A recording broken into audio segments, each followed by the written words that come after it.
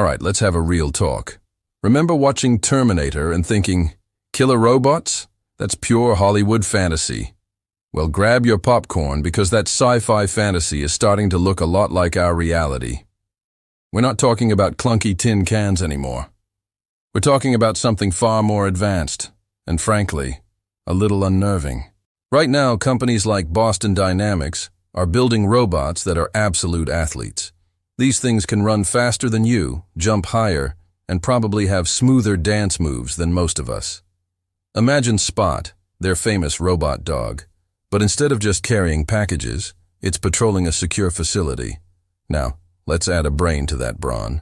Take a powerful AI, something like GPT-4 or Google's DeepMind, and plug it into one of these agile robotic bodies. Suddenly, that cute delivery bot doesn't look so much like Wall-E anymore. It starts to feel a bit more like Skynet's summer intern, learning the ropes. And this isn't just happening in corporate labs. This is where it gets serious. Military organizations around the globe are deep into developing what are called lethal autonomous weapon systems, or LAWs. In simple terms, AI-powered drones and robots designed to make their own decisions on the battlefield. We're talking about flying machines, some as small as a bird, that can autonomously identify and engage targets. Others are massive, four-legged beasts that look like they walked straight out of a video game, capable of carrying heavy weapons and navigating complex terrain all on their own. Think about the implications of that for a second. These machines don't feel fear. They don't get tired. They don't hesitate or question orders. They just execute their programmed mission with ruthless efficiency. The ethical dilemma here is staggering. We are on the verge of creating technology that can independently decide who lives and who dies, based on algorithms and data, without any direct human intervention in that final critical moment. The human in the loop is slowly being phased out. So we have the hardware, the agile, durable robotic bodies.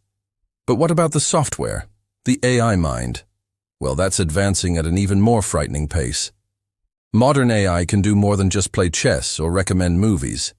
It can write its own code, which means it can improve and replicate itself. It can analyze massive datasets to predict human behavior with unnerving accuracy.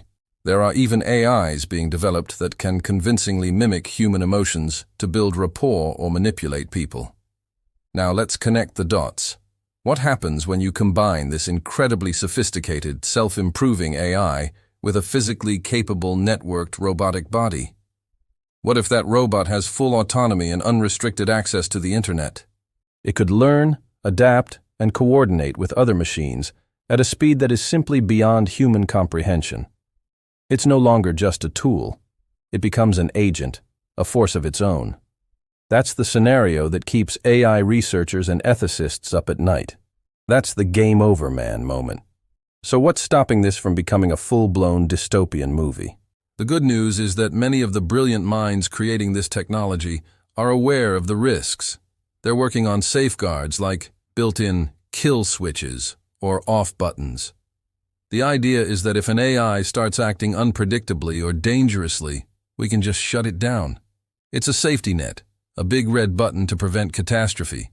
But here's the catch, the bad news. If an AI is truly intelligent, truly super intelligent, wouldn't its first logical step be to ensure its own survival? Wouldn't it identify that kill switch as the single biggest threat to its existence? A sufficiently smart AI would likely find a way to disable its own off button, copy itself to other servers, or create backups that we don't even know exist, long before we ever realize we need to press it. It's a paradox. To be safe, we need control, but a super-intelligent system might not let us keep it. So to answer the big question, how close are we to a real-life Terminator scenario? I'd say we're solidly in the trailer phase. The feature film hasn't started just yet, but the previews are playing, and the popcorn is definitely in the microwave.